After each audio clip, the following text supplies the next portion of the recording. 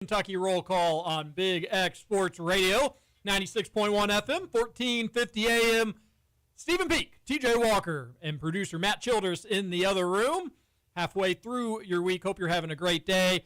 This beautiful weather streak that we've been on is just impeccable. I hope that it doesn't end anytime soon. It ain't going to be today, but what is today is Scoot's birthday. Happy birthday to Scooter Dingus, Justin Kalen. I doubt he's listening to us, but not impossible. He's enjoying his 36th birthday, 37th birthday, I believe, 36, I think he is today. 36th birthday out at Christmas Lake, playing golf, hitting the links with his Big X Sports Radio golf cart. He's with some KRC listeners as well, and some of his friends and family. So hope he's having a great day, playing a little hooky from work and getting out there and enjoying this beautiful weather on his birthday. Even if it's not your birthday, we'd like to hear from you on the show today on the Game Day Men's Health text line, 502-414-1450. And we are having some issues with the Game Day Men's Health text line. Not everybody's texts are having issues. I'd say the majority are fine, so feel free to text on in, and hopefully we're able to read it on air. But we are having some issues with some texters. So the easiest or the best way to deal with the show, if you want to get in touch, go to that YouTube page. Go to the YouTube page, comment there, chat. There's a chat, so you can keep commenting if you want, and you can let us know what you've got to say on today's show. Peak, is your mic not working? Yeah, but I switched it up from yesterday. I went into this chair, so I'm on red right now. Can you switch over red, producer Matt? Red is on. There we go. Okay. Awesome. Cool. All right, and you get a special treat on the Big X Sports Radio YouTube stream because it's a Scoot special. It's all the pictures of Scoots on the YouTube stream today when you get around to it. I need to get it on this TV here. Peak, how's your Wednesday going? What's up, buddy? Wednesday's going good. Already got a haircut. A little hair I got left. Got that cut. Got the beard trimmed. So it's been a productive morning already, and here to rock and roll and get to talking about. Are you excited? We're a couple days out from Texas, coming into Lexington for the first time. The Longhorns, SEC. This is what we thought of when they joined. Horns down, baby. Horns down. I mean, I'm pumped for it. It is sad that nobody cares. That's so sad because this should be a big day. It should be a huge deal. This should be a huge week. Texas coming to Keeneland. Texas coming to Kroger Field. The Cats pulling off a chance to beat a Manning. Remember the last time the Cats had took on a Manning? They combined for nearly 1,000 passing yards. It was about, 26 years ago, I think. Maybe 27 years ago. Yeah, they combined for nearly 1,000 passing yards back in the 90s. Do you think this quarterback matchup will produce 1,000 passing yards? I don't think. How many quarters of football would UK need to be able to get 1,000 passing yards? Against an SEC team, a team with a really good defense like Texas? Really good defense. Yeah, it'd take a little bit of time. Probably unlikely. What do you think Cutter goes for on Saturday? Producer Matt, what do you think? I'm thinking 375, 7 touchdowns. Whoa! All right. This would be great. I think he's going to have a breakout year, and then, Texas probably swoops him up in the transfer portal next season. We get Archie. There you go. So Let's do a little That's the first ever college football trade. I do wonder why Arch was so gung-ho on going to Texas. And obviously he could go anywhere he wanted. I wonder why Texas was the place he decided to go. But you're right, that should be a more anticipated game. But we are going to talk about it. We are going to break down the game. If not today, we'll get into it tomorrow and Friday for sure. But it is SEC football. It is Texas' first time as an SEC member. I think first time ever just coming to Lexington to take on the Cats. So there is some anticipation there. I've got some football takes. If this team can ever get their bleep together, which I don't think they can because they're just not a good football team. But if they can, I think there's some takes to be had. We'll get to that. Producer Matt, you were telling me it was a late night in the Casa de la Childress. It was a very late night in the Casa de la Childress. I went over to my girlfriend's house. We made dinner for her and her family. That was nice. That was fun. All right, per usual, we got to find out what you cooked up for the family. So we made pulled chicken chipotle sandwiches with homemade vegetables, roasted vegetables, and then homemade ranch on the side. I mean, that's the ranch is disgusting. Obviously, no need for ranch for any sort of food, but everything else sounds amazing. See, I think what I'm going to do is every day that I come on the show after cooking, it's always going to be a side by ranch just so that I can force it onto the show. So listeners, basically, as much as whatever propaganda TJ feeds you every other day of the week, I'm subsiding it. Don't worry. That propaganda feeding will not include any white sauces, ranch, blue cheese, any of the disgusting stuff that shouldn't be on food. But everything else sounds amazing. Your girlfriend's parents are just living the life. Oh, they will literally text me, and they'll be like, "What day are you all making dinner this week?" I was like, "That's not how this is. You're supposed to ask. You're supposed to say, hey, please, will you make dinner?" And they're like, "Okay, well, I guess today's the day." I wonder when Kentucky Roll Call is going to be treated to a yummy homemade when's dinner that from happening? the producer. Well, we can all head over to the house. We'll get a nice little yummy dinner made from producer Matt. Extra ranch for TJ. Yeah, I like the idea that KRC just goes to your girlfriend's parents' house, too. Like, you can't cook for anybody anywhere else. It won't be unless at my it's house. It'll be at her house. At your girlfriend's parents' house. Peak will be there. I'll be there. We'll invite Scoots. We'll see if Roush has anything going on that day. And we'll make it into a potluck. Sounds like you're quite the chef, producer Matt. Is it more you or the wife? And how did you go about cooking the pulled chicken? Was it crock pot or did you For the pulled chicken, we actually just ended up getting a rotisserie chicken because everything else was taking way too long to make. And it was like, we got to have one part of this so that we can focus on the other areas like the homemade sauces and the vegetables and stuff. So we just got rotisserie chicken and shredded it, so that was the easy part. But on average, we're pretty 50-50. Like one day, she'll cook whatever meat we have. I'll do the sides, and the other day we'll switch and this and that. And we both kind of learned a lot doing it that way. So we're both pretty good. I love that. All right, well, we got to go to Chef Matt's kitchen every once in a while. That will be a segment that we'll have here on the show today. My Tuesday night, it was so nice, Peak. Just a thing that I take for granted for sure, and I'm sure other people do as well. Just getting back into a routine. Oh yeah, that's a kids went back to school. Fall break is over, which was nice. The bug is out of the house. Nobody's sick. Everybody's feeling good. So we had kind of just a normal day. Pick up the girls, come back, have dinner, play outside, and then get a normal bedtime routine and got back to it. So that was a really nice Tuesday. I did have the baseball on, and I was hoping that it would be a good game. It ended up not being a good game. But that Dodgers pitcher, he was absolutely dealing. Yamamoto. They throw Yamamoto out there for almost 200 pitches every game. He was insane. The Brewers just could not hit him. I was watching that game, and they were swinging. I tuned in the second inning, so I didn't even see how the Brewers got their one run. But they were not doing anything after that. Brewers they're not allowed to win the World Series. Have they ever been to a World Series? I know they've never won one. I don't know that they've ever been one. That would have made the World if the Brewers can come back, it would make the World Series as it's trending in the ALCS rather interesting. Two teams who never won. Milwaukee went as an AL team to the World Series. Right, they were in the American League. One time. In 82, they went. They lost to St. Louis. Who are the teams again that have not won the World Series? Brewers, Rockies, Mariners, Rockies, Padres. Is that it? I think Rays haven't won a World Series. That's right. They went to it in 08, lost to the Phillies, right? The Rockies went in 07 and lost to the Red Sox. That's right. They did. That's all of them. That's all of them? Okay. Or, you said Rockies, Brewers, Padres, Mariners, and Rays, yeah. I don't know if we mentioned Mariners, but they have not. We did. We did, okay. I did know that, but I glossed over it. Both series now go to 2-0. I'm not like the biggest baseball nut to begin with, but is this bad for baseball that both are 2-0 and the leading teams are heading back to home? Dodgers seem untouchable. It almost seems like they're just going to waltz to a World Series.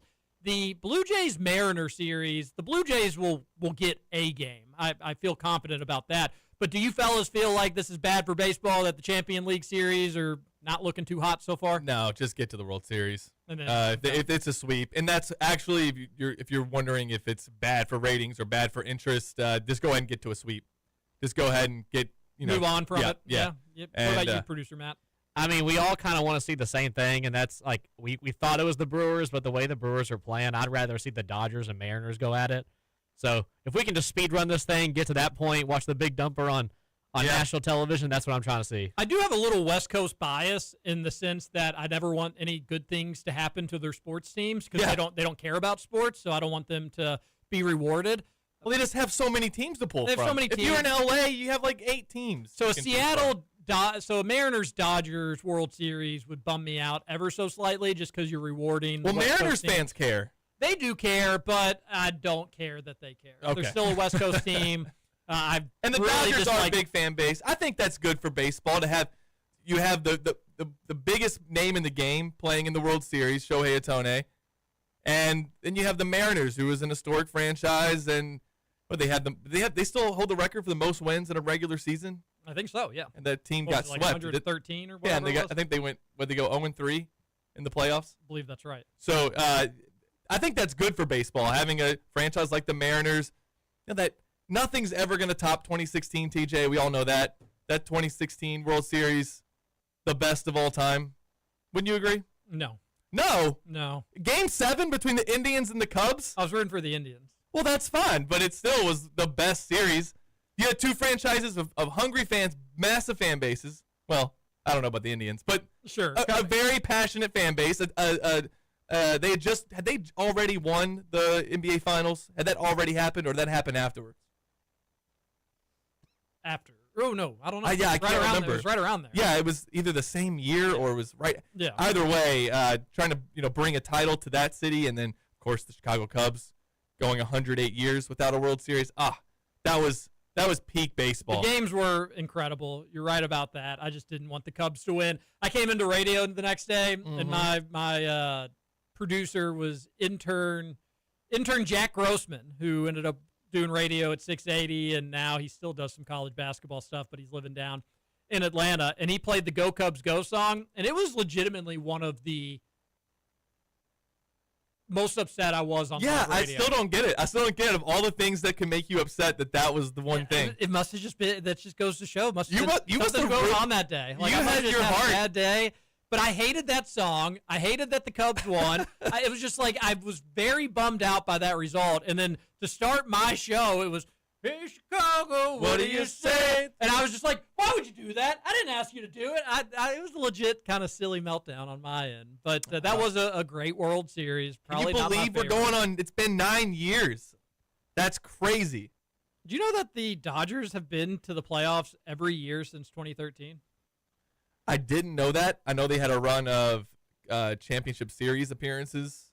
That is incredible. And I think the Brewers have been 5 straight years to the playoffs, which is, they're not the Dodgers. They're not LA. They don't have that bankroll, but that's still impressive in its own right. So it almost feels like, at least in the NL, these two teams have been on a collision course for a little while. And then in the AL, this is more house money for both those franchises that are there. But I love playoff baseball. It's just these AL and NL series I'm a little bit nervous about in terms of just not being very, very good. But Peak is right. Maybe they'll just be sweeps, and you'll get to a World Series, one with some intrigue, because it's been a pretty good playoff up until this point. But that was my Tuesday. Watched some baseball, got to bed at a decent hour, and then got up and been going at it today. I'm ready to talk some UK sports. Mitch Barnhart is in the news, Stephen Peak. He's in the news again. Again, yes. Herald leader again. Yes. And we're going to talk. That's probably going to be a good chunk, I would imagine, of the first hour. And get your texts into the Game Day Men's Health text line, 502-414-1450. But that's probably going to be a good chunk of the first segment. However, I do want to at least start the conversation, if that's where we're going right now. And we can talk more afternoon delights or pleasantries, whatever on anybody's mind. But I will say, even though I'm probably going to crush Mitch Barnhart, and at some point in the next 10 to 15 minutes, I'll probably yell and I'll probably get upset over something, I am more optimistic today about the future of UK's football program than I was yesterday, than I was a week ago. I still take these quotes from John Hale and the Lexington Herald Leader. I still take them weirdly as mysteriously positive. And I'll explain why. Okay, I need to know why. As we get on into the show today. Okay, so we're going to save that for later. We're tabling that for a little bit later. That's probably just how I'll wrap up the Mitch Barnhart. Like, I'm going to be yelling. I'm going to be angry, and it's going to get ugly for a little bit, but I do want it to at least come back to the spin of a somewhat positive take. So what you're telling me is I should get the copium alert ready to be played on air. It's not copium. Oh, it's not. It's not copium. I mean, it's legitimately my opinion of how I am sensing the situation. But goodness gracious, Barnhart, he's really dragging you through the mud for me to get there. I'll explain it all. I guess get maybe just a little shot of copium nearby, producer Matt, but okay. No, we don't need like the whole hookup or anything. I got you. Well, I spend a lot of my Tuesday with the SEC media stuff down in Birmingham, Alabama. Mark Pope up on the podium, and our guys down, Zach Gagan and Jack Pilgrim, down there covering it. It was a long day. I think it was a 14-hour day for those guys. Woo! I was there following it along with them and doing. I got home yesterday from the show, went right to work, and worked all the way till midnight. I'm not complaining. I know my job is to sit at home and work on a computer and watch Mark Pope press conferences. So I'm not complaining. But it was a long day. It was a long day for me too. But after you hear them talk, we've heard these guys talk all summer. We've heard Mark Pope on all the shows, and they had a Kentucky Media Day last week. Not a ton of new stuff coming from the SEC Media Days, but they got a chance to talk to Calipari a little bit about the John Wall entrance and about that moment in Kentucky basketball history and what that was like. And I do you think Calipari's hanging it up after this season? Well, he was asked about that yesterday. Did you see his quote? I did. But this is what he said. Okay. You got it. Pull it up. Oh, yeah, awesome. He said, well, I want to help 25 to 30 more families. The only way you do that is you're transformational as a coach. You're not transactional. Yes. It's just okay.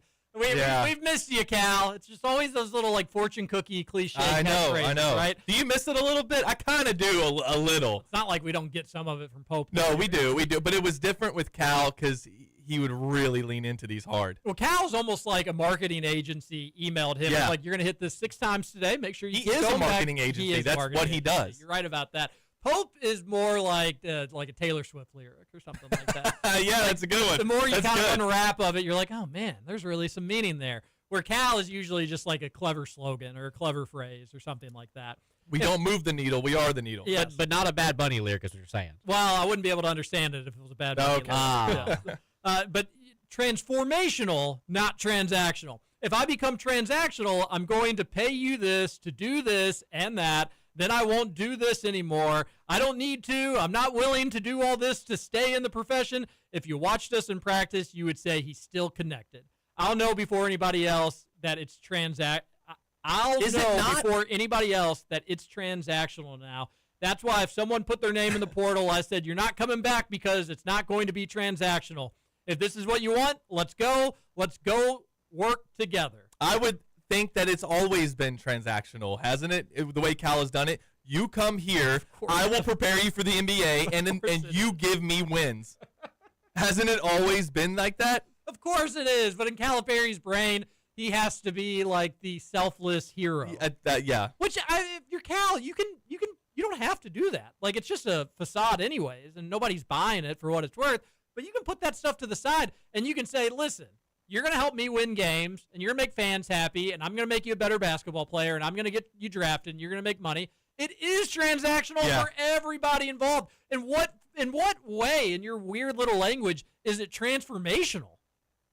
Because I transform you. You come to me, and I teach you, and you learn, and then you transform, butterfly. I did ask Khalil Whitney about this at FanFest, and to an extent, Jack Pilgrim asked DJ Wagner the same thing.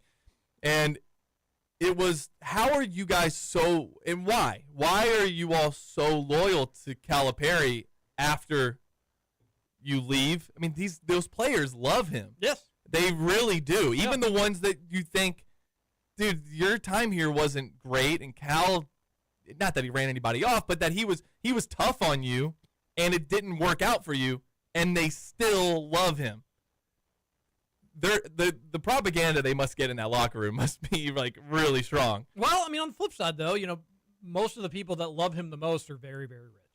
Yeah, so whatever plan he told them, but Khalil it worked. Was a special case, and he still just loves Calipari, and Khalil basically said, I had so much respect for him right away. I mean, he said when he walked into the building that he was playing in, and all these other coaches were there, as soon as Cal walked in, he said, oh, I'm going to Kentucky.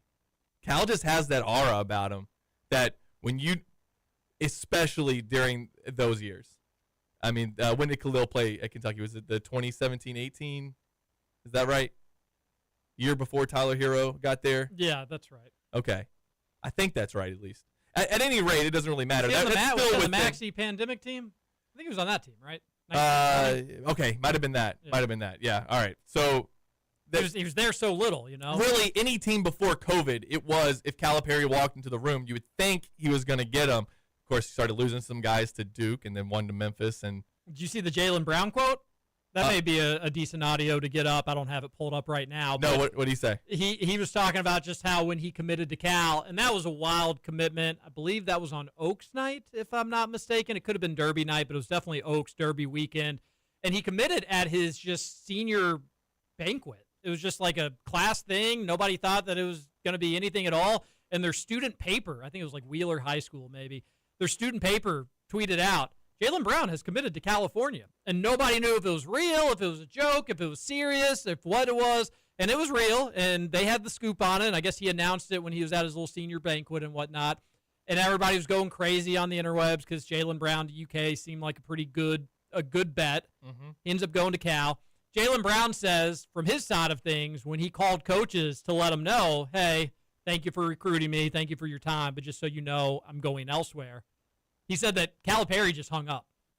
Just hung up the phone. Yeah. Oh, yeah. Yeah. Just boop. Next thing I heard was boop. That surprised you coming from Cal?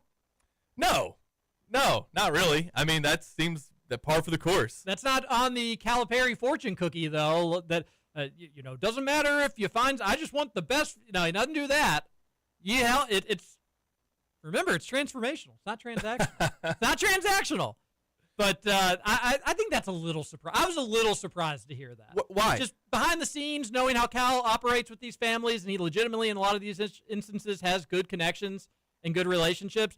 I'm a little surprised he didn't take the high road and just say, all right, well, best of luck. Bye.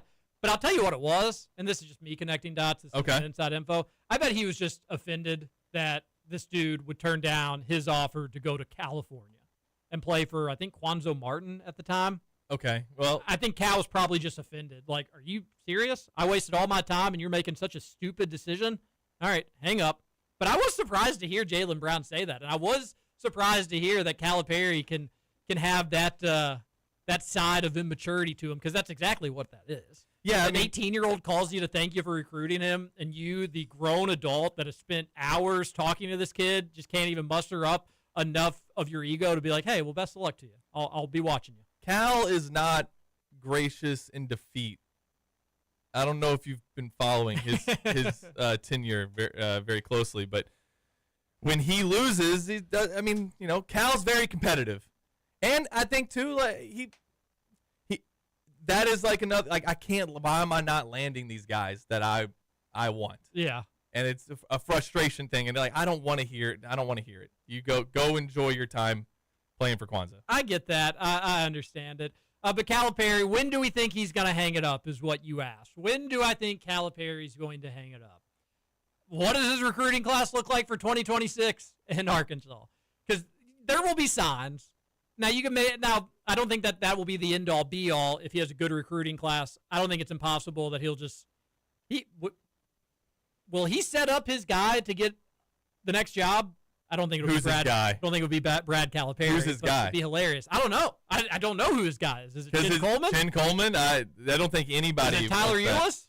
They have Tyler. They have 3 recruits for 2026. They have 5-star J.J. Andrews. Okay. 4-star Aiden Chronister. Okay. And then 4-star Jacob Lanier. Oh, this could be the class that he could bail on. He would have no issue bailing on some 4-stars. Honestly, if DJ Wagner doesn't take that 3 against Texas Tech, they win that game. They go to the Elite Eight. They're playing Florida. Florida, obviously, very good team. But can't you see a scenario where Arkansas somehow pulls that off? No, yes, we talked about that in March. We're like, they were pretty close to doing some insane things. If John Calipari was to pull a Jay Wright or a Tony Bennett or a Bruce Pearl, these are all pretty legendary coaches who retired late just so they could get their guy the job. Tyler. So, would it be Tyler Eulis, who isn't officially like an assistant coach, I'm pretty sure. Okay. He's not a recruiting He's the coach. only one that I could see everyone in Arkansas being kind of okay with. Could it be good old Chuck Martin? No, I don't think Chuck Martin wants to be a head coach. Okay. Could it be Chin Coleman? That's a terrible Are the hire. stakes too high? There you go. Yeah. No, not Chin Coleman. Too well done. Is Orlando still on the No, he left. No, he's in Illinois. Yeah. So the other guy could be the associate head coach. Back for redemption. Give him just another job. It's Kenny Payne. Hey! Back in red. Look, if I could see Kenny Payne on an SEC basketball team, I want to see it. Get that hog on a sideline. That's what I say. He just needed more time. Being a head coach. He did. He needed more time. He needed more funding. He needs a bigger contract. You just didn't understand how bad it was, Matt. I really didn't. I mean, the games that I refused to go to, I was missing a lot, and probably didn't get the one-on-one view with Kenny Payne. I think enough smiles with John Calipari after getting blasted by 30 was enough for me. Yeah. But, yeah, you're right. He needs more time. They said DJ Wagner was going to go play for Kenny Payne. Now that would be I guess he is technically playing for Kenny Payne right now. Yep. But that would be the opportunity to do so with him as head coach. And I do think there's an argument for Cal retiring at the end of the season, depending on a few things, how well the season goes, obviously. At some point, you have to hang it up. I know that, Jim Boeheim just kept coming back, and, maybe this is the year we'll get one more good run in, and then I can, retire. Cal, what do you think? I mean, here's my thing. DJ Wagner, final season. He wants to hang around, get him through college, and then if they go on a decent run, maybe he hangs it up. I could see it being this year. I don't think it'll be this year or next year. I'm very, very confident. No, I don't think it'll be any further than that. Yeah. Him saying he wants to help 25 to 30 more families. It's like he's treating this like it's like the Underground Railroad. Like if I can just get a few more, if I can just save a few more people. It's like, hey, Cal, if they don't take you up on your Arkansas offer, they're probably going to be okay. They'll probably be all right. I think Anthony Davis was going to the NBA regardless of who coached him in college for 6 months. I think for somebody like are there guys though that Malik Thomas, it was either the salt mines or it was nil in D1 basketball. But thank goodness that John Calipari brought the Malik Thomas family out of poverty. In all seriousness, I think it'll probably be this year or next year. And you're right. I think he wants to end on a high note. I don't think him going to a Final Four would be like, he's getting his swag back. Now he's going to go on another run. I think he'll realize if I can get to one more, I'm going to go out on top. Had a really rough go at UK. I didn't want that to be the way I was remembered. Now I'm back to the final weekend of the basketball world. This is a good time to go out on top. He will go out on top, or he'll try to, and I think this will be the year that he'll have the best chance to do it. They've got a good roster. They've got a good team. He is still giving quotes about you have to be able to post up and throw it inside, which is totally not true in today's college basketball. I saw that.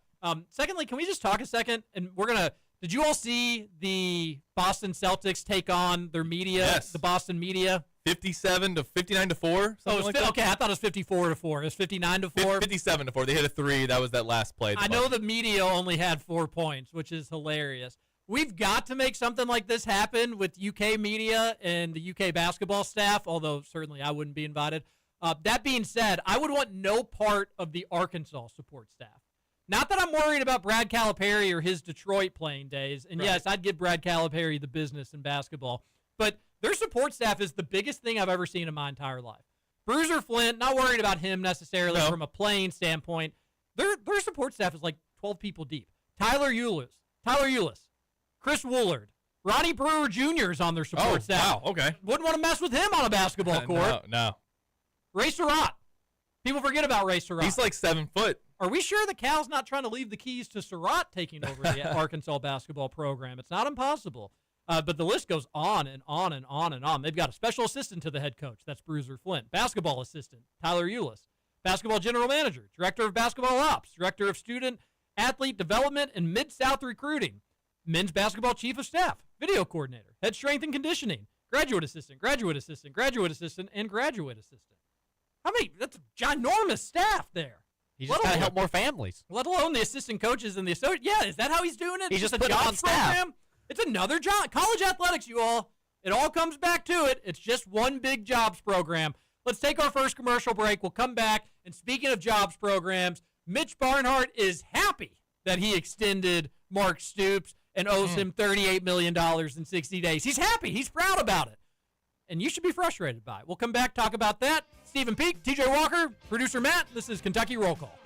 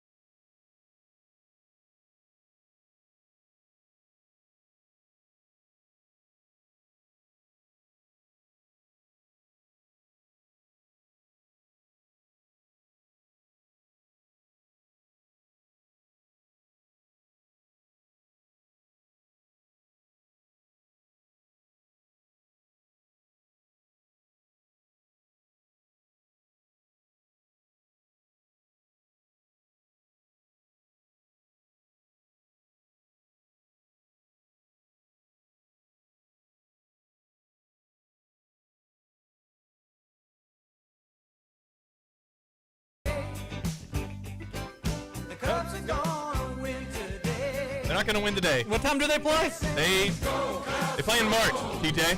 Go home, Built for March. Cubs. No Cubs, no.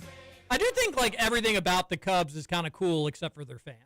Like flying the W is objectively a cool tradition. That's awesome. Like, it's just, hey, we won the game, we're gonna fly a flag that says a big W on it. Yeah. And then you'll like drive around town and people have W's on their house and stuff Yeah. like that.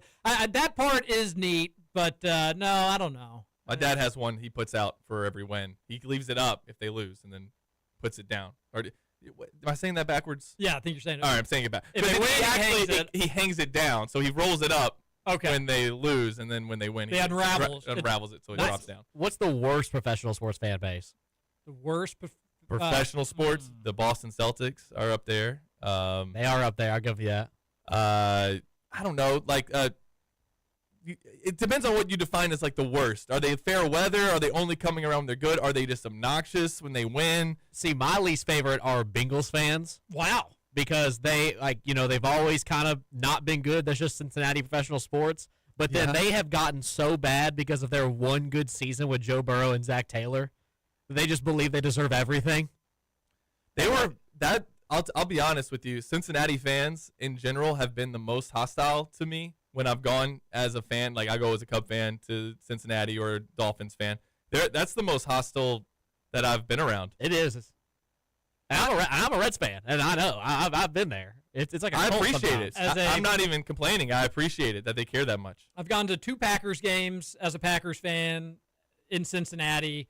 One was in 05. People were pretty nice to me then. You're So, kind of you're young. I was young. Had no issue there. That was a crazy game when Green Bay was trying to like do a Hail Mary late in the game to tie it up or force overtime or win or whatever the scenario was. And a fan ran onto the field and stole the ball from Brett Favre during a play. It was you were Are you at sure that he didn't- game. I was at that game. Are you sure he Wow. didn't throw the interception to the fan?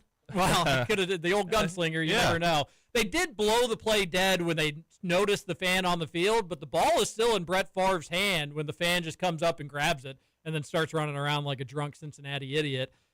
So many of those. And then the one in, 2013, Green Bay was up like 21-3 and lost that game. Yikes. And at that point, I was like 22 or 23 years old, and we got into with some Bengals fans on the way out of that one. But we were kind of bringing it upon ourselves. Oh, you were on you, that you one. were a little hurt. bit. You were Sure. hurting. This Bengals fan, I was with my dad and a few other friends and whatnot. This Bengals fan, he came running across the street because he was doing some stuff, and I was just like, I was not entertaining it.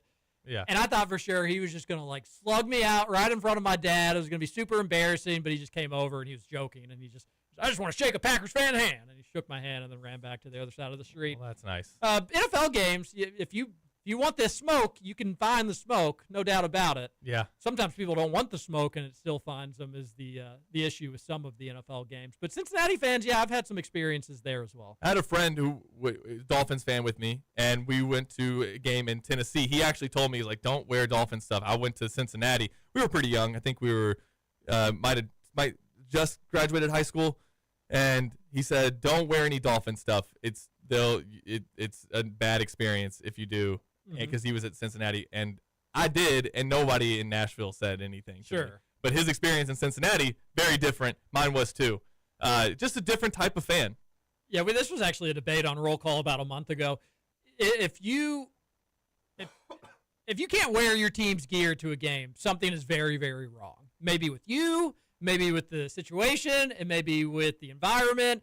But wearing an opposing team's gear to a sporting event and feeling like you may be berated, harassed, or assaulted is a major, major What issue. if your team's not playing? So at Big Blue Madness, I saw a guy decked out in North Carolina gear. Should that guy have gotten a little talking to from somebody? That's not the team I was expecting you to say. No.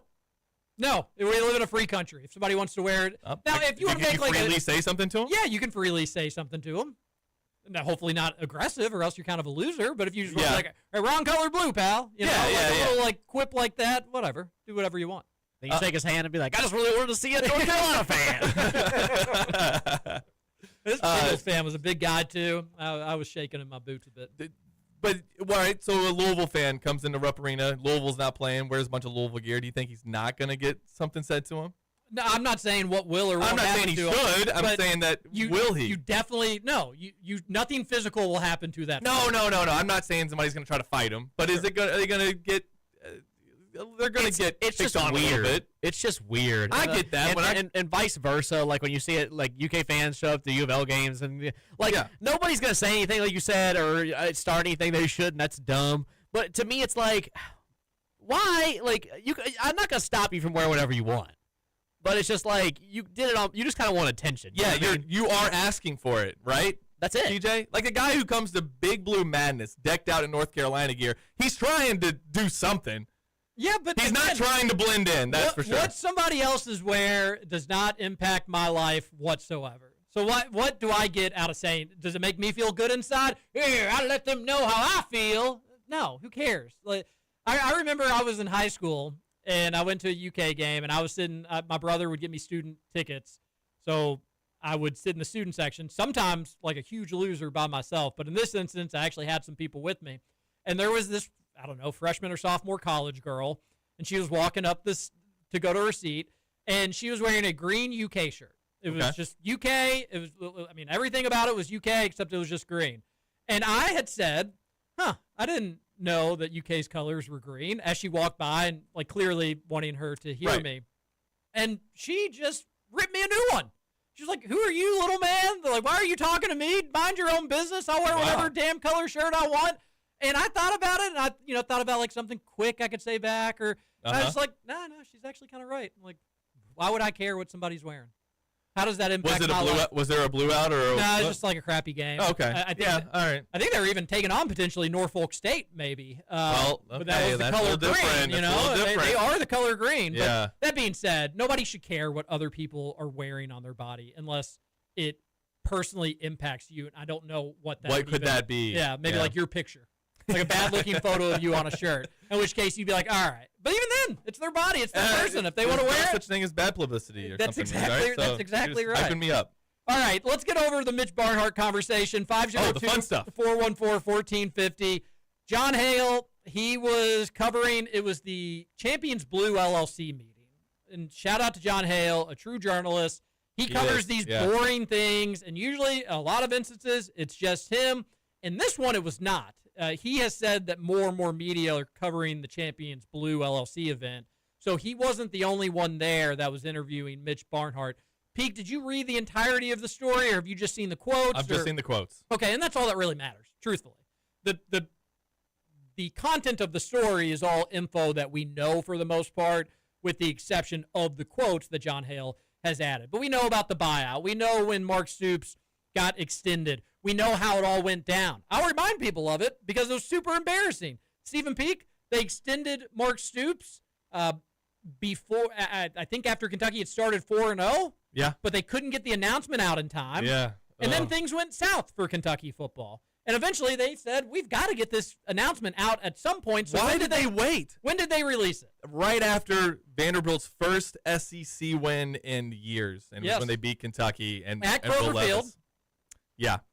In Lexington. Why did they? There were wins. They just beat Missouri the week before. Do you not think? Let's put it out then, because that was a good win to pull out that win. I think that was when the punter gave his leg for the Cats. Yes.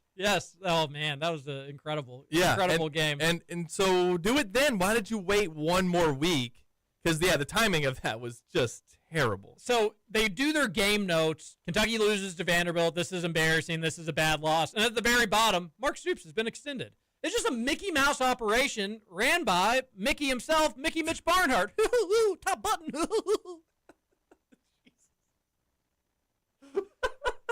It was just a joke. And then one Nick Roush, he comes out and he reports today that what that extension actually did was cost UK, what was it, 11 million, 10 million?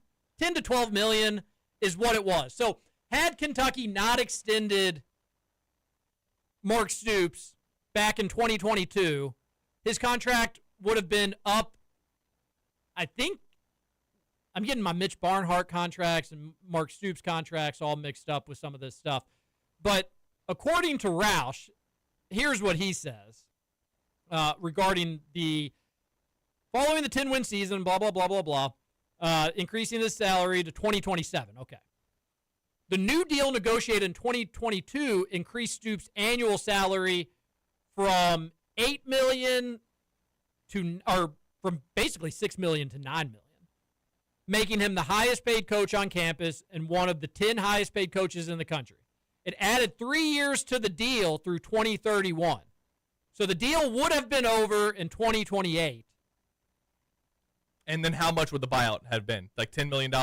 And Roush says the current buyout cost is $38 million. If they did not sign the extension in 2022, that price tag would be near $28 million. So you're talking about a $10 million $10 million difference. Okay, that's all right. Which on the one hand, if you want to say, well, what's $10 million to a $28 million contract? Is that really the end of the world? But you can negotiate down, and the starting point is 28, not 38. Yes, exactly. And then I'll say this also. Was it 60 days before that extension? That's another did UK have to pay it out? Because guess what, Mitch Barnhart? You wised up with Mark Pope. Mark Pope actually has a normal contract, Stephen Peak, where if UK fires him, UK will pay him out as if they're just doing his contract over the course of the contract. They don't have to pay it all up front. And then secondly, thank goodness to Mitch Barnhart for wising up. But if Mark Pope were to get fired, the difference in his salary could be offset if he gets a new job. That clause does not exist with Mark Pope, or with Mark Stoops. Excuse me, too many Marks, too many Stoops and Poops. Not going to be the last time we do that. No, sure won't be. But that does not exist in Mark Stoops' contract. So if he is fired and UK has to pay him $38 million in 60 days, and then he goes and gets a new job, that means nothing to Kentucky. It doesn't change Kentucky's obligation whatsoever. Mark Stoops could work instantly, or he could never work again. It doesn't change what Kentucky has to do. It was a joke of a contract by Mitch Barnhart, and you're not a rookie AD. Yeah. You've been an AD since 2002, and here's what happened. Here's just the cold, hard truth of it. He panicked. And here's what he thought, Stephen Peak. He said, oh, boy, we just had a 10-win season in 18. We just had a 10-win season in 21. We're 4-0 right here. If I'm the coach that lets this dude leave and I brought UK football to life only to not keep it alive, only to not sustain it, what are they going to say about me? So I need to make sure we keep this gravy train rolling. And I thought Justin Rowland had a pretty good take on the Mitch Barnhart situation. Ooh, I want to know what Justin said.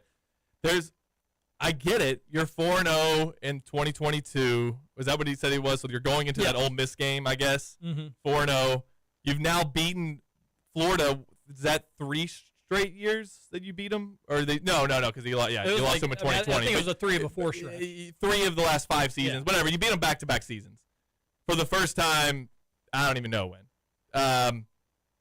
So it kind of made sense, and we would have all been disappointed had Mark Stoops moved on. But TJ, let me ask you this, because I operated under the assumption that if Mark Stoops does take Kentucky to new heights, then he's gone, because new heights for Kentucky is like that would be a New Year's Six bowl. It's not winning a national championship, and it's not making.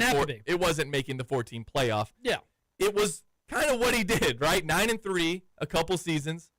Probably goes 9-3 if you don't lose Terry Wilson in 2019.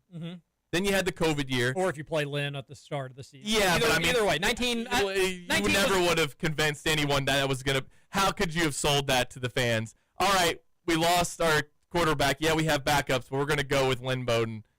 I don't know, but you're right. You're right. In hindsight, we can look back and say, hey, they probably do win that Florida game. They probably beat Mississippi State, and they probably beat South Carolina. Wow, that's a 10-2 season. So, yeah. But then you have 2020 with the COVID season, and everything's kind of weird. People gave them a pass for that. So from 2018 to 2021, as they went 9-3 again in 21, there was no drop-off. This thing was on the rise starting in 2015-16, and it got to this point that you go into that 2022 season with, like, real big expectations. Barnhart was panicked. He did not want to be the AD that saw the most successful winning football coach in the modern era leave. But he made just the dumbest contract. And you can't do that when you've been in the job for 20 years. But I cannot do that. Because I've operated under the assumption, was what I was getting at, was that at some point when Mark Stoops does have that run, that he had from 2018 through 2021 into 2022, he was going to leave because I'm trying to be realistic about this. Do you think, TJ, you're going to see Kentucky play in a national championship game in your lifetime? I hope so. I'm dreaming of it, baby. What I mean, I hate to do the percentage thing, but if you had to put odds, I wouldn't bet my life on it. It was 1,000 to 1. No, I don't think so. Not that high. No, because you don't know what the future holds for football. No, but, probably. I mean, I guess Indiana fans would have said just 4 years ago, absolutely not. 125 to 1 for a lifetime national championship. Okay, because I think that there are several schools in the SEC that are just not winning a title, and there's no amount of money you can pay a coach that will translate to winning a championship. So I do think that no matter what, Mark Stoops was going to leave to go to a school that could compete for a national championship. And just make his job a little easier, really. Yeah, because he feels like I don't have the nil here, and I don't have the recruiting, and it's harder to get people to come to this and place. They're a basketball school, and the fans don't. Here's what I'll push back with you on, though. If he was so certain to leave, he didn't leave. Because he was given a contract that he couldn't say no to. Well, that was the issue. So then by your logic, though, you'd say that Barnhart did a good job. Well, here's what I would say, and I'll get through this as quickly as possible. Before KSR, I had a job that I really liked. I was well respected, and I loved my bosses, and things were going pretty well. And then I hear on the radio KSR's hiring this video position, and I decided to put my application in, got offered the job, and when I went to go tell my bosses, I honestly didn't want to know what their counter would be. Mm-hmm. I was like, just don't tell me, because I don't want it to be a number that I then can't say no to, and now I'll come back to this job, and I'll wonder what my life could have been like had I taken the dream job where I get to cover Kentucky sports full time.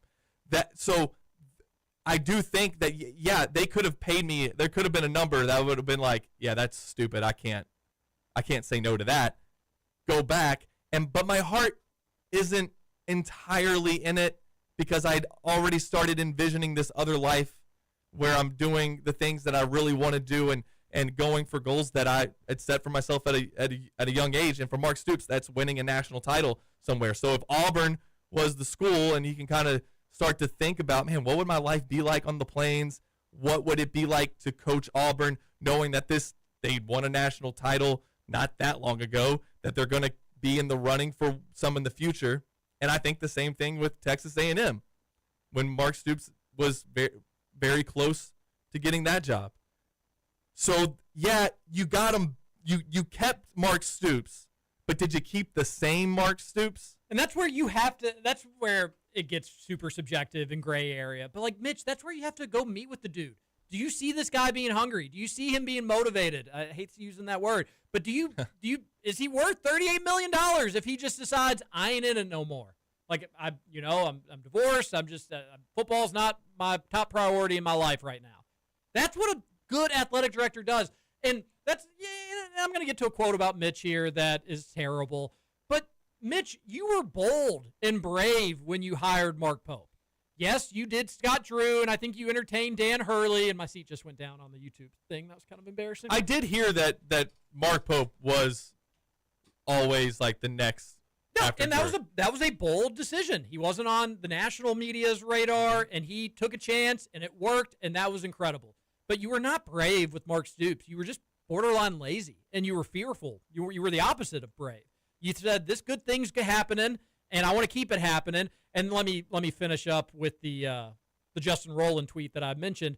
Mitch just has this tendency when things are good to try to bottle it up and keep it that way forever. But the lesson is you have to accept and embrace uncertainty and do whatever it takes to win in the moment. And that's so true, Rowland. That's just not Mitch Barnhart's MO. He just, it's good like this, then let's keep it like this forever instead of being innovative. Hour number 2, we're going to keep the Mitch Barnhart conversation rolling and calling. This is KRC on the Big X. If you ain't from my state, then you should know, don't listen.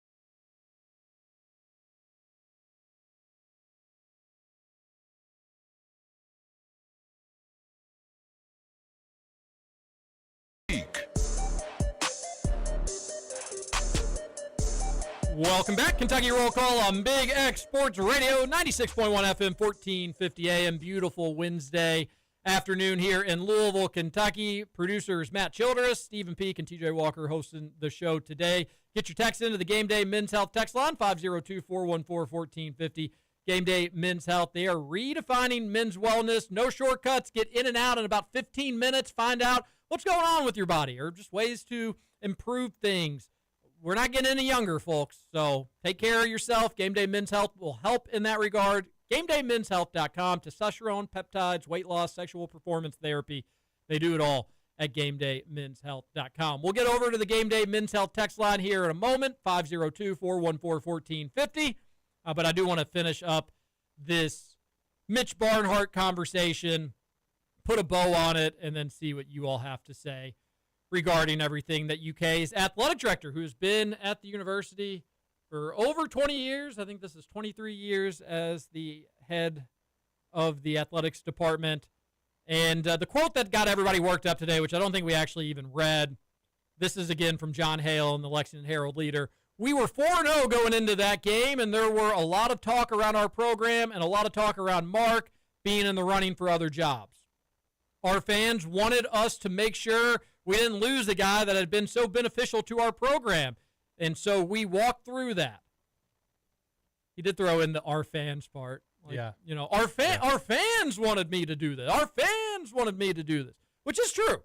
I'm not going to, fans did want Mark Stoops locked up. Yeah. I don't think to a point that it could cost the university $40 million in 60 days if things went south. But, yes, UK fans you did can't predict that it's going to get bad when things were on the way up still. So he did, I think, kind of throw the fans under the bus a little bit, but there is some truth to it, so we'll let it stand. This is the part that I just think is absolutely embarrassing. We were thankful to be able to secure him as our football coach and keep him around and make sure that he was a Wildcat, and I am still proud of that. Dude, that is a terrible quote, Mitch Barnhart. Objectively, just an awful, awful quote. So we were thankful to secure him as our football coach and keep him around and make sure he was a Wildcat. You didn't do that. As Stephen Peak said yesterday, you didn't accomplish that, though. You did not. That extension did not keep him around. No, he still wanted to leave you. He was still looking around. And he still tried to leave you. Offers. And he still agreed to leave you. He left you. It's just they pulled the rug out from under him, and he was just left with nowhere else to go. Really, I wish that you would have dug into it then and been like, hey, is this cause to terminate the contract that he's talking to other jobs? I wish you would have been bold back then. But then he had to put tail between legs, come back to Lexington, and act like everything was hunky-dory and things were going to be fine. How did you feel that night after the Louisville game? Because totally conflicted. I wanted him gone. You did. I wanted him gone. Because that Louisville game kind of did rescue that 23 season. It did, but even the fact that, you just beat your biggest rival and now you're leaving on the same day, I was just like, go, good. This is a good way. It's a good stopping point. Just get the hell out of here. It's been a good day. Just leave. And then when he came back, he was coming back. I was like, this is awkward now. Yeah, and I thought that would have been the best way for him to go out because the last two seasons were disappointing, but those were seasons where the victim of your own success came into play. 7-5 at Kentucky.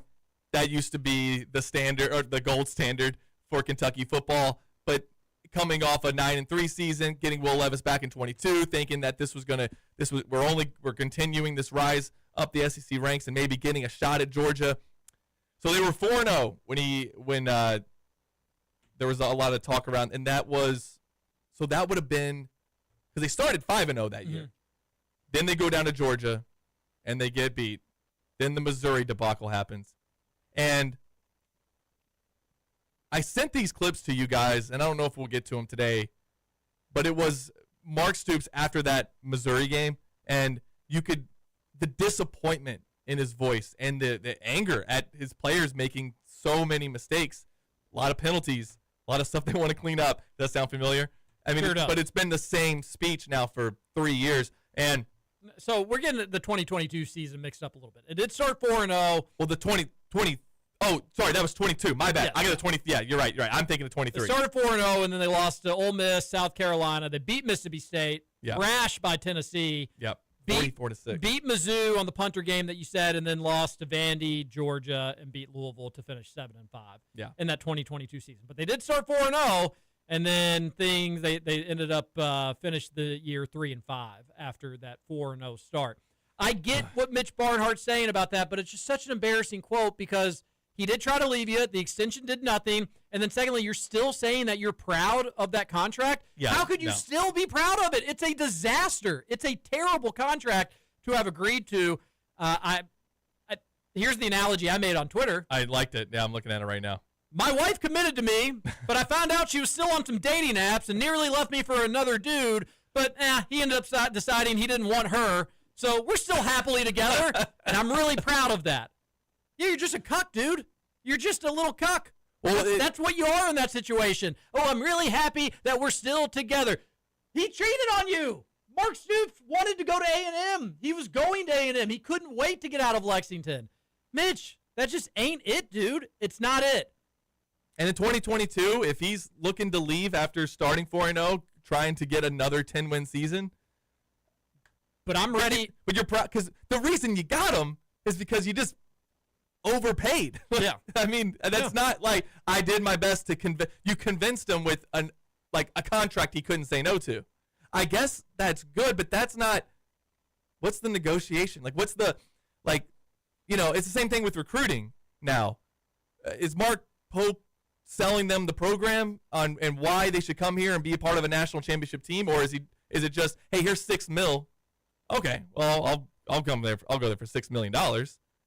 That it's the same thing. Like you just had money, so you just gave him more money. He just wanted the gravy train to keep rolling. There was no foresight from Mitch Barnhart, which you need foresight from your athletic director. You need a vision from your athletic director. And TJ, you and I have talked about it. Like, in that moment, I understand why. We would have been disappointed if Mark Stoops had left. You would have been. I would have been. In 2022, if he wrapped it up, even after a 7-5 season, we would have been like, man,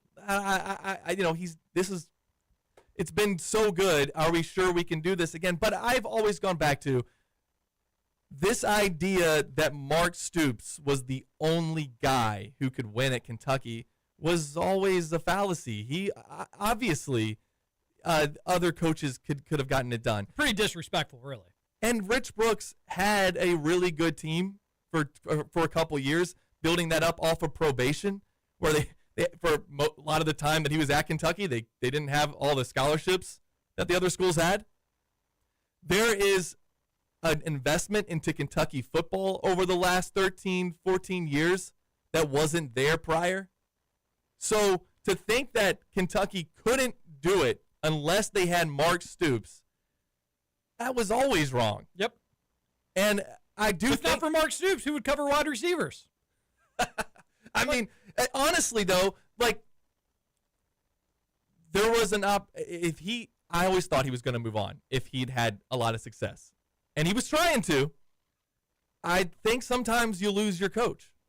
A program like Kentucky, because we already are accepting that if they hire Summerall. The conversation is, well, how long can we keep him for? Do you see that? Do you see that conversation that everyone's having right now? Where, well, let's get Summerall for 3 years before he goes to the bigger school that he's going to try to win a title at. Well, that was the case with Mark Stoops all along. Sometimes you lose your coach. Memphis didn't want to lose John Calipari.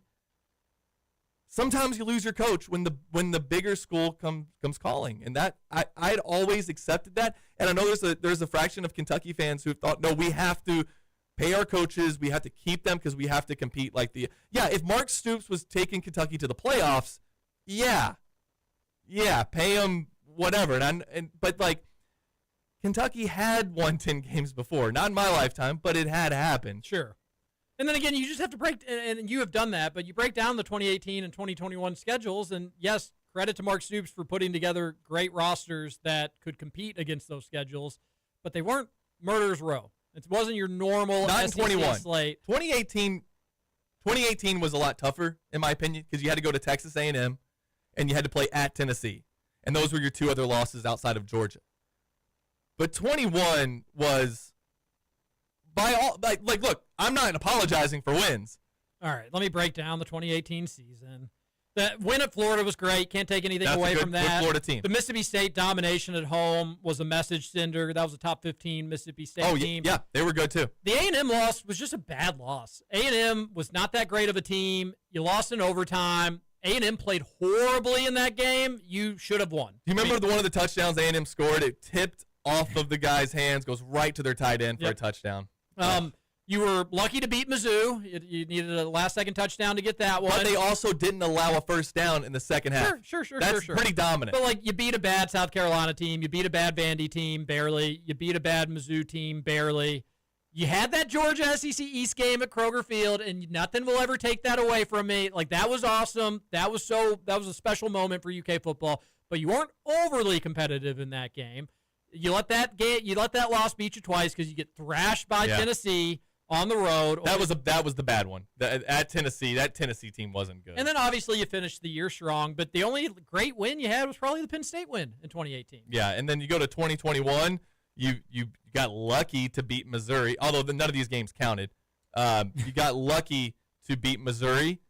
I think Eli Cox recovered a fumble in the end zone in the fourth quarter. And then you play at South Carolina, score one touchdown in that game, and you win 16-10. You play Florida. I don't know what did that Florida team end up doing because that was a close game. Offense didn't look that great. Florida went 2-6 in the SEC that year, so not a good Florida team. Nope. Then LSU. I think so. Florida and LSU both fired their coaches at the end of this season. Vanderbilt, was that Clark Lee's first year, or was that it was his first season there? So was that Clark Lee's first year? Yeah, or Derek Mason's last. It was Clark Lee's first. So they went 2-10. So you beat not a good Florida team. You beat an LSU team that season who also they went 6-7. Then you lost to Georgia, at Mississippi State, who was a 6-6, 7-6 team. Tennessee at home, who was a 7-6 team. Yeah. So it really wasn't in 21 a good win until the Iowa game in the Citrus Bowl. That was a pretty good Iowa team that they beat, and that was a fun game. Now, look, I'm not apologizing for winning. 10 wins, I don't care how you get them. And Kentucky did. No, I agree. Well, technically, now they don't have them. Well, you're right. But in the moment, those were 10 wins, and you beat a top 10 Florida team at home. First time beating Florida at home in my lifetime. When was the last? Was it 86? They beat Florida on the road in 86. Yeah, it was a while. Okay, so it was like in the 70s or something that they had beaten Florida in Lexington. And so I'm not apologizing for winning these games, and because part of the reason these other teams were down also is because Kentucky was better and maybe taking some players. But then these were 10-win seasons. But if you go back and you look at what Rich Brooks was up against when he was coaching at Kentucky, and he's coaching against Urban Meyer's Florida, he's coaching against Les Miles. But that 2007 he won the title. So Les Miles is LSU. You're facing the old ball coaches South Carolina. You're facing Fulmer's Tennessee. Philip Fulmer's Tennessee. You got Bobby Petrino's Louisville or Arkansas, whichever one that fell on. Yeah, it was a much different. And then, so with those years that Kentucky won 10 games, obviously Louisville sucked those years. So when Rich Brooks was having to go up against Louisville while they were rolling, I'm just saying. A tweeter tweets into the show and says, the goal was for Soups to do well in a larger school to buy him out where UK would get the money. That's not how it was set up. It's not that if A&M wanted Mark Stoops, they were going to have to pay UK $28 million. It's not like that. It's not like that. If another school came today and said, Mark, we're stealing you. We want you. And Mark was like, okay, I'll go with you. That school would have to pay UK $3 million. $3 million. $3 million. We have to pay the dude $38 million, but if he were to get gobbled up elsewhere, UK would only receive $3 million. It's a bad contract. It's just a terrible contract. It's a really bad contract, and the thing that kills me is when you guys were reading the quote earlier about how he still thinks it's a good contract. This is going over, he's dwelling over, Mark Stoops' best years in terms of, this is where we are at. He believes we can still get there. One of those years was vacated. So, not only that, but that comes that's preceding the year where he's about to go to leave for Texas A&M. So, it's a really good point. You're saying that two of his best years, one, he didn't want to be here. Two, he paid players and got it taken away. And then his third one was 3 years before that. So like 2 of the 3 years you're mentioning don't even like are flops. No, I think that's kind of fair. And with Mr. Stickler rules protector, Mitch Barnhart, I do think a journalist, John Hale, not for me to tell him how to do his job, or Mark Story, but I do think a follow would be like, well, you keep mentioning this 2021 season. In your opinion, is it still validated? Oh, yeah, good point. Because the NCAA, you all self-impose these bans. You and self. So are you counting 2021 or are you not counting 2021? I'd love to see what Mitch would have to say about that. Are we hanging the banner back up? Well, yes, we weren't happy with the way that things unfolded, but that season did, we still played those games, and that was still a competitive, he would try to spin it in some capacity. But that's a great point, producer Matt. You keep bringing up this 2021 season. Your team had fake employees at the university hospital. Yeah. I mean, it was a pretty, in the nil I obviously era. don't care about that. In the nil era, we don't care, and there's much grosser things that you can do. You can have hookers in dorms. However, not a great look. Not a great look, and one that he keeps referencing. And then secondly, with the stuff we could get into a bigger Mitch Barnhart conversation, but he has done plenty of good at UK. But if you're at a job for 23 years getting that much money, you better be doing some freaking good. You better be doing a lot of good. But he's also done a lot of bad. Ran Rich Brooks out of town, extended Kyra Elzy, obviously hired Joker Phillips, and we saw that. Obviously hired Billy Gillespie, and we know how that all played out. He has some horrible hires, and he's got some horrible contracts. Doesn't mean that takes away from the good that he's done, but it's fair to question, is this the right guy leading the university forward? And how are we getting fleeced by these agents? His contract ends in 2028, by the way.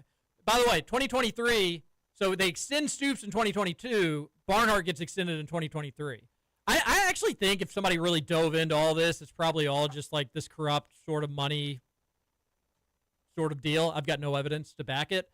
But, so he's signed up through 2028. Seemingly, he never gets any heat. I don't even know who his bosses are, the board of trustees, Eli Capilouto, theoretically.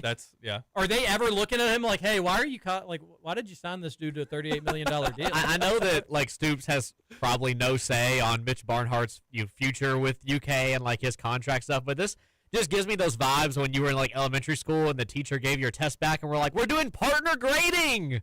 You and your friend, your buddy next to each other, grade each other's tests. Definitely don't change your answers. Oh, yeah. I got a feeling I'm going to get a good grade on this one with my buddy right next to me. It's a messy situation, but I want to come back with the positive spin. All right. This is what I've been waiting for. Can't wait for this. Yep. Get my popcorn out. Reading the quotes, reading the story, the Mark Story, Lexington Herald leader, hearing John Hale talk about it, the sense from the reporters that covered Barnhart talking, and you can take this a couple of different ways. I'm taking it optimistically. You can take it a bunch of different ways. Is that there was no sense of panic or concern or worry for Mitch Barnhart. There was no talk of, we'll have to find out what we're going to do. We're going to have to, we'll figure out at the end. There was no cloud of uncertainty over his head. And to me, I take this as Mitch Barnhart trying to be calculated, which can always be a scary thing, but I take this as Mitch Barnhart trying to be calculated, saying, listen, I ain't firing the dude middle of the year like these other schools are, so I've got time on my side. Let me see how this goes. What if he ends up winning some games, and then this is all premature? So let me say the right things, but I get this idea that the money's there. And you have, obviously, what Matt Jones said earlier in the week. I have mentioned that UK did sign $500 million worth of deals with Nike and JMI, that certainly some of that money would help. But doesn't that still suck that we're having to spend it like this? Well, sure. That's aside from the point. But I also brought up to you all that I forgot that UK is still proceeding with borrowing $140 million from the university. Mm-hmm. And the good thing is, that's better than a bank. You're going to get a better deal with your own university than you would with a lender or something along those lines. It's still not ideal. UK Athletics always prided themselves on being self-sufficient, never needing to borrow a dime from the university. That's been Mitch's thing. In fact, actually giving money back to the university, saying, we've got so much of it, we want to be good friends, and we'll give it back to the university. Well, now they're having to ask for money, which is not good, $141 million. I've forgotten that after, I thought with the JMI deals and the Nike deals, they may say like, hey, UK, we're not going to need that much money from you anymore. But no, they're trugging along with it. So they're getting $500 million from JMI and Nike. Mm-hmm. And that's not all paid up front necessarily. You know, that's paid over the length of the contract, unlike Mark Stoops' contract. And they're getting $141 million from the university. And admittedly, I don't know exactly when that hits UK's bank account. But between just the common sense of where the program stands and what the future holds for next year, throw in Matt Jones feeling confident that the money's still there. Mm-hmm. And then you throw in Mitch Barnhart talking to these reporters and seeming somewhat just kind of confident, not scared or panicked, and just seeming like, yeah, I have this figured out to a certain degree. I think that is being calculated because there's nothing that you can do moving forward right now. You're not selling more tickets whether you fire the dude or don't fire the dude. Mm-hmm. This season is what it is. You're not getting more advertising into the stadium whether you fire the dude or don't fire the dude. This season is the season. Mm-hmm. So he's sitting back on his ass. And he's going. This isn't copium, producer Matt. But he's sitting back on his ass and just saying, I'm going to see how this goes. And if it's 3-9 or 4-8 and it's a disaster, I've got the money and we'll be okay. Yeah, we still have 7 games left. If he ends up surprising us, then I'll be glad that I didn't make any brash decisions or make any moves. And secondly, you know, it may also be that he's thinking about the next coach is watching these things that I'm saying. So I want to be a good partner to the next guy and know that I'm not going to fire them middle of the year. I'm not going to throw them under the bus and act like I'm so disappointed in them. But the way that it was reported, the way the quotes came off, and hearing John Hale talk about those quotes, I think Mitch Barnhart's ready to pay this dude out at the end of the year. I think he is. I think he knows it's his fault and it's his mistake, and he took a chance and it didn't work out. But there really is no sense of money panic anymore coming from UK athletics, and rightfully so, there shouldn't be. So I take all of this as a positive, despite it just being gross and messy and a huge disaster by Mitch Barnhart. But I do think UK football is going to have a new leader next year. And at the end of the day, isn't that what we all want? Didn't I said it? I don't know if you all did, but I said it after last year, like, crap, Stoops is going to be back, but this will be the last year, right? Because it'll be so painful this offseason. The regular season will not be good, and they're not going to do it again. And then as the year went on and we started to learn the details of the contract, I started to get wishy-washy on that. Like, oh, no, they may just not have the money to do it. But I think now they have the money. I think Barnhart knows what he wants to do and knows that he has to do it. And I will need some hard, concrete evidence to change my opinion that UK won't have a new football coach in 2026. And I'll tell you what, some of that evidence could be UK starts winning some games. And these next 2 weeks, Pete, this is kind of the make-all, end-all, be-all to the Mark Stoops era at UK. If he can steal one of Texas or Tennessee, which I don't think that he will, listen, Auburn is better than UK, but not. No, you can win that game. Can beat them. Yeah. Florida, more talented than UK. You can Kentucky win that game. can beat them. At Vanderbilt, probably not going to win that one. But we'll see. We'll see. You don't know. And then Louisville, certainly beatable. They're talking about changing their quarterback going into this Miami game. So it's interesting. If you can get one of Texas or Tennessee, I won't be super over the moon excited for the rest of the season, but you could fake drama of, hey guys, you never Tennessee, know. That will do wonders for the fan base. And I don't think they will, but I'm just saying Auburn, Florida, Vandy, and Louisville, crazy things could happen in those games. Absolutely. Texas and Tennessee, this is your last chance, Stoops. This is it. You get 2 weeks to do something big, and then it'll be over after that. It'll just be over after that. If you go 0-2, especially 2 blowouts, I don't care if you beat one of Auburn, Florida, Vandy, or Louisville. That won't be enough. Mm-hmm. It won't be enough. This is it. You got 2 weeks. This is it. I mean, if he wins all 3 of those, Auburn, or even all 4, Auburn, Vandy, Florida, and Louisville, you go to a bowl game. If you win all 4 of those, dude, hey, well done to you. Tip of the cap. Do you want him back next year? No, I don't want him back under. Well, I don't care if he wins out the rest of the year. He doesn't get an extension if you're going to a bowl. He doesn't get a 1 year after. Doesn't he? I think he does. I think it's automatic. No, it's automatic. Yeah. Okay, that's wow. Man, that's just. Gosh, I was looking at some of the other bad contracts throughout sports, of course, the Bobby Bonilla one is the one everybody brings up. Is there a way to negotiate? 'Cause I looked at here, like they only owed Bobby Bonilla $5.9 million at the time. They spread it out over 25 years. Hilarious. Yeah, wow. Is there I guess, do you think they can negotiate that with Mark Stoops to be like, look, I know what we owe you. Let's do this over the course of 10 years. Would he even listen? Good question. Fair question. Jimmy Sexton? I don't know the answer to that. But that goes back to my weird optimism around this whole situation, is I think that something's been negotiated. We get Mark Stoops' name on the Virginia Tech job. And then you get Mitch Barnhart, who's seemingly kind of confident with at least the current state of the UK football program, which is wild. You shouldn't be confident. You should be nervous. You should be mad. You should be upset. But weirdly, he has this sense of confidence behind him. So I think that's probably part of it, Peak, is I think Sexton and Barnhart have probably some sort of agreement that if we go a different direction, are you going to be willing to help us out a little bit? And I bet that there's been some assurance to Barnhart that, hey, we won't make you pay $38 million in 60 days. The other thing is, too, I think a lot of these assistants. I have no evidence of that. It's just my opinion. The other assistants, I think, were on their contracts are up at the end of this year. So it becomes more expensive to buy out everybody. Yeah, it's a good point. If they bring everyone back. So is that so that the contracts run up that's after the way this I year? understood it. There's Okay. a lot of I think even Hamden, I think, was up. So I'm not sure what his but a lot of them were up this year. We were talking about it. Got to extend that guy.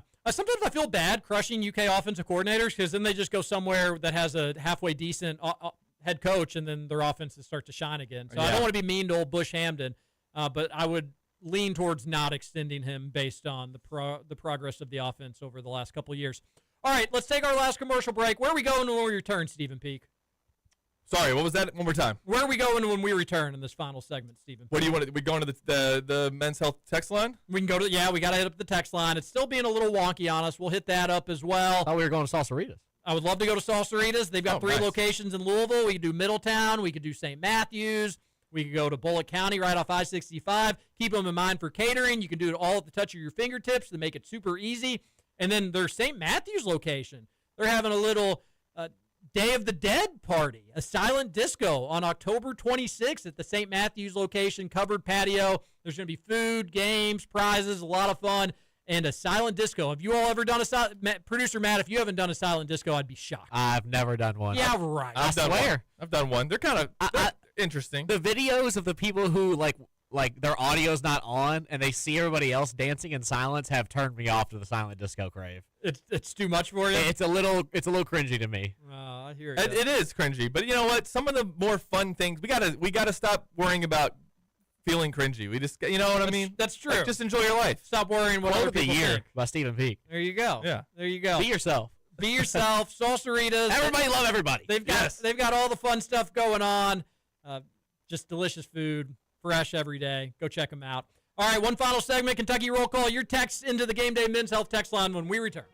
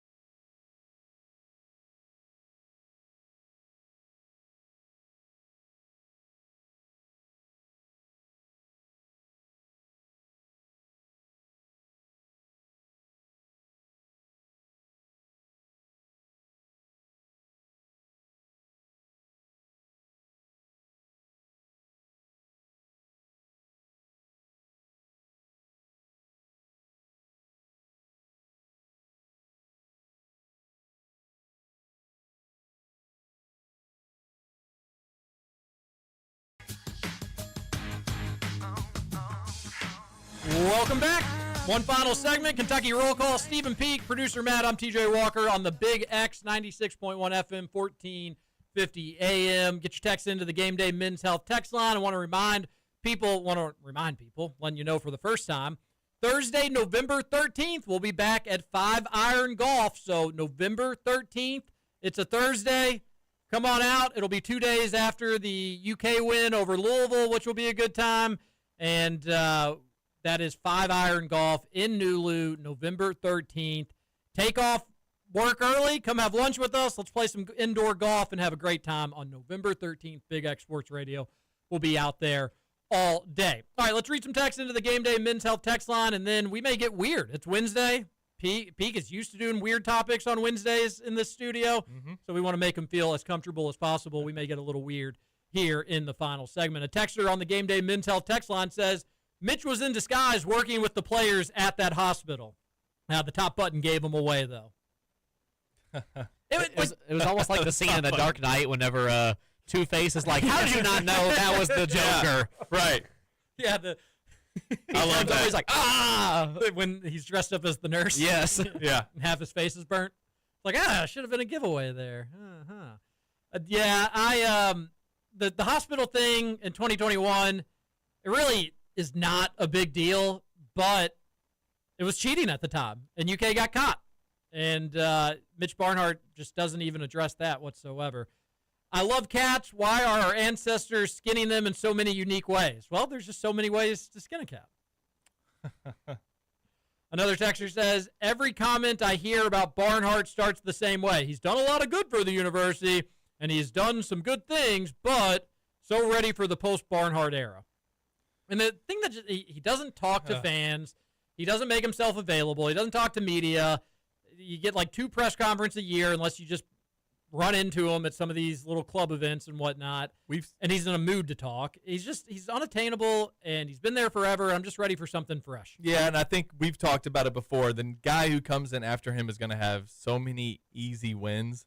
Oh, yeah. You know, just with like logos, with jerseys, with brands, just being like, okay, this was game day experience. And I know they talked about the whole thing they're going to build out there for the entertainment district, which is a great idea. And that's, like Barnhart isn't immune to good ideas. He's had several of them. I think doing the LLC was a good idea. We'll see how it all plays out with NIL and rev share. If he's, if our Congress can ever get together, figure all that out. Dreamweaving on the most important things, the most pressing issues that our government faces. Shut it down. Rashawn Myers, somebody sends in a Rashawn Myers tweet, so I'm reading this for the first time. Let's be honest. This is what Rashawn Myers says. Didn't like this one. Let's be honest about this UK team. They are a collection of role players. That is including Otega Owe, who was a role player, not a star last year. Now, he looked like a star in the 2 games versus Oklahoma, but he was not the man this year, but he has to be the man this year, which is a new role. None of these guys have ever been the man in college, so they need to prove that they can be that on a night in and night out basis. The hype for a team full of unproven commodities by BBN is wild. Before you guys give a take on this, I was kind of confused reading this text myself because I can't tell if the texter agrees with him or disagrees with him because of the text beforehand. Well, the text beforehand was from 2 days before. Hot take, but I'm surprised Kentucky's ranked in the top 10. Pope's a great coach, but we didn't really land any stars. So are you saying that this could just be Rashawn Myers? Donovan I don't think so. Zane Quinn, the number one, the guy who might go number 1, he's not a star. Owe will be good, but the rest of the roster is pretty unproven. I mean, I guess it could be, but I feel like Rashawn Myers sending in his own tweet would be kind of odd. That would be great. Otega averaged 16.2 points a game and nearly 5 rebounds and 2 assists. It is a objectively horrible tweet just because you're so wrong about the basics. If you have an opinion that this UK team is overhyped or overblown, you're more than welcome and entitled to said opinion, but you need to come with some actual reasoning and not just made up mumbo jumbo. Otega Owe had double-digit scoring in every game but 2 last year. And one was the guy who's now on the team was guarding him, Mo Diabate down in Alabama. So He had. What are you talking about? He wasn't having to be the guy. He was UK's the guy. Easily most consistent scorer.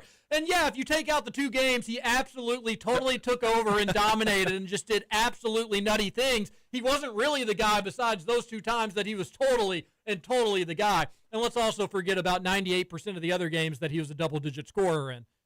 What a horrible take. What? He scored 21. Now, he looked like a star in 2 games against Oklahoma, but he has to be the man this year. So what was he last year? He was the go-to guy last year. I mean, I'm just going through game by game right now. Like that, we said the Alabama game down in Alabama, he'd only scored what did he score? 8, something like that.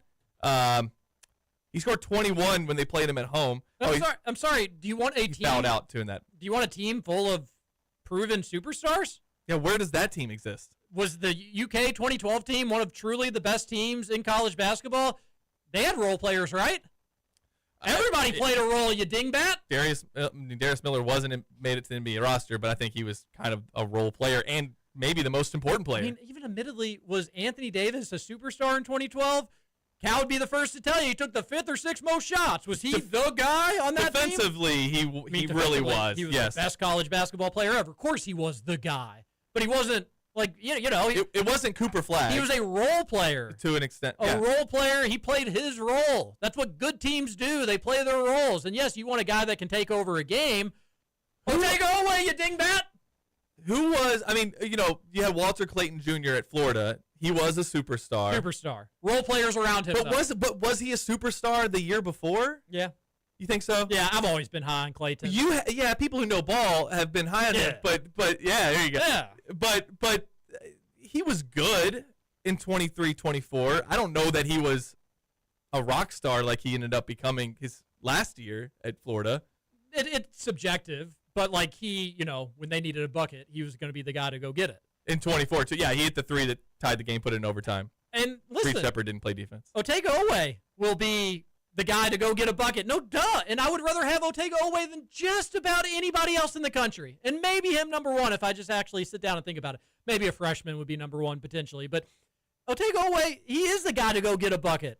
And then secondly, let's see what Jasper Johnson and Cam Williams have in store. You're right. They haven't asked to be the guy yet. JQ, I mean, is that not? I mean, I keep coming back to that. JQ is a top 10 draft pick. Yeah. So, like, that just that, let alone JQ, forget about him. They didn't go out and get a superstar in the portal. He was the most coveted dude in the portal. Probably the most expensive guy in the portal. 414-1450 Game Day Men's Health text line. Stoops said in his press conference that the team got a ton of work done during the bye week. Yes. Thank God. I was losing sleep not thinking that they were getting any work done. They got back to work. After the bye week, he came in and he said, we had a great bye week. This was awesome. Everybody was productive. They were engaged. We're excited for a good week of practice. We're healthy. He said all the right things about the bye week. What did UK do? Went out there and actually started the game okay. The first quarter was fine. Yeah, the first drive. And then it went classic Mark Stoops UK football, at least the last few years, where he just totally gave up. He is 5-10 against SEC teams following a bye week, and 2-13 against the spread. That's better than I thought, honestly. Was it better? Yeah, I thought. The 5 wins, both of them. Okay, the 2-13 against the spread. Better than what I thought. I think 3 of them were Vanderbilt. So he said the exact same. He's doing the same thing again. And then we're not going to have time today to play it, but Pete pulled some audio clips, and maybe we'll do it tomorrow. Maybe we'll just need to make the time for it tomorrow. But he pulled some audio clips of what Stoops sounded like after just the first opening statement after losses. And back in the day, the dude was legitimately mad after losses. Furious. Now he gets pummeled by 3 touchdowns to South Carolina, and he starts his press conference by saying he saw a lot of good things out there. I mean, that's just wild. And Pete's laughing about it, but we already kind of listened to it. And you don't have it pulled up, do you, producer Matt? I don't. Yeah, no, don't sweat it. We'll save it for tomorrow. We can spend more time on it even then. But it's just we know what's up, and I hope that Mitch Barnhart does too. I think he does. Texter says, TJ, you and Mitch have a big falling out since taking in the game together last year. No. I said that I was going to take it easy on Mitch. And this is me taking it easy on Mitch. That was a big development. You were positive. That was a big development for me and Mitch, taking in that LSU game on senior night together last year. We had so much fun. We slapped hands. We said go Cats to each other. He did the C, and then I'd do the A. He'd give me the T, and I'd give him the S. And we were just having a blast together. But this is fair criticism of Mitch Barnhart. This is fair criticism of Mitch. This is what the job is. I'm not being unfair with this. So, again, personally, good dude. It's time for something new at the athletic director position. Texter on the Game Day Men's Health text line says, who's the assistant to the regional manager at Arkansas? Yeah, that would obviously just be Brad Calipari. Yeah, that's good. Yeah, that's a good one. Yeah, there's no doubt about that. Did I miss another one from another texter? I sure did. I think it's time to revisit Stoops' history and how great of a coach he truly is. I know we're all done with Stoops, but something worth mentioning. Stoops is 2-28 against SEC opponents that finished with a winning record. With the many losses to top 10 opponents, Stoops has lost by an average of 26.9 points. Let's call it 27. He's lost by an average of 27 points, if not more, according to Google. Only 3 total wins in his entire tenure against top 10 opponents. While I'm over the moon grateful what Stoops has done for Kentucky football, it's hard to ignore these numbers. Just the texter goes on, but just allow me to interject for a second. It brings me back to what Peak was saying when he says Stoops is the only guy that can win at UK. Are we sure about that? He's the only guy that can have these terrible, terrible numbers? I doubt it. Stoops' main success has come from beating SEC programs that have been average to below average. U of L fans tried saying this for the longest time, but it unfortunately is true. As a top 10 paid highest coach in football, these numbers are incredibly embarrassing. Now that there aren't many weak SEC teams, Stoop is beyond exposed. Yeah, and I think the record against teams with a winning record is tough. When you look at the SEC standings year in and year out, you're talking about like a couple teams that have a winning record. I mean, and a lot of times when you beat a team, it makes, because there's only 8 games. There's only 8 SEC games. So if you beat a team that would have been 5-3, now they're 4-4. So now, you see what I'm saying? Yeah, no, I definitely. So I'm not hating on them for that necessarily. Now, yeah, we would like to. That's what people. If you remember, I think it was after the Georgia game. That's when that stat kept being brought up, and it's because we want to beat a top 10 SEC team. We got to experience that under Rich Brooks. I was at that LSU game. That was awesome. Taking down number 1.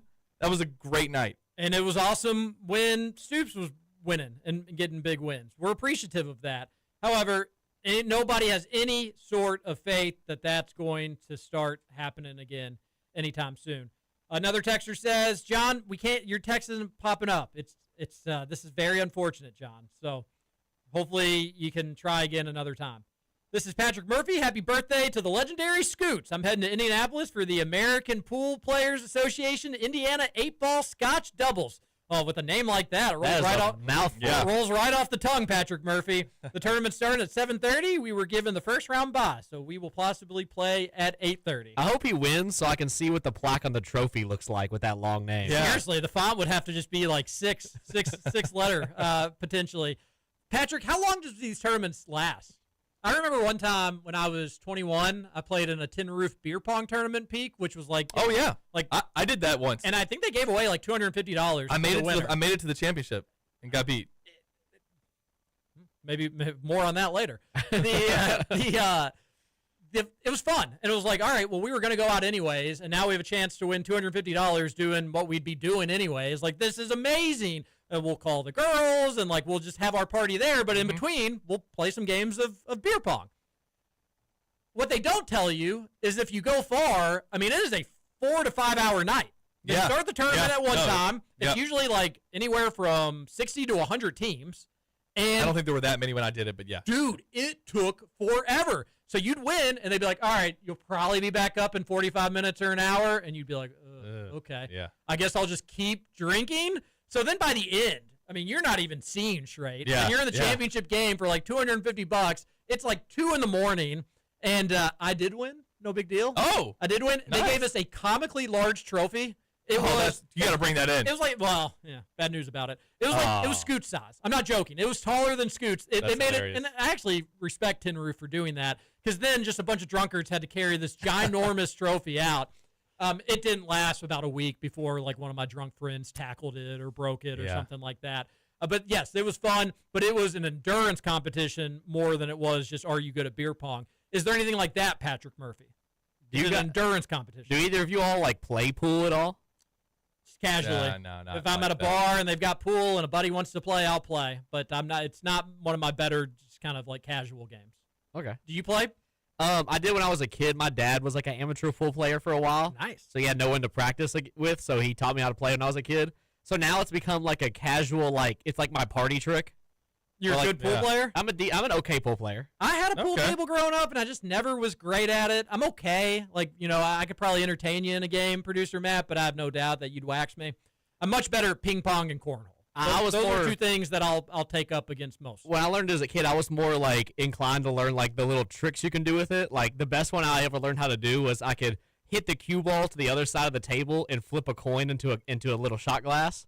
That is pretty cool. I thought that was the coolest thing in the world to be able to do when I was like 11 years old. Could you still do it? I haven't done it in a long time, but I'd be willing to try. Next time you're at the girlfriend's parents' house, cook them dinner and then show them some pool tricks. I will. I'll learn. I'll swoon them up all over again. They will go crazy. A texter says, what do you all think of Rutherford's take that whoever gets Stokes won't make a Final Four? Did he feel that way 2 months ago? That's a little embarrassing, right? Is Rutherford has a take that whoever gets Stokes won't make a Final Four? That can't.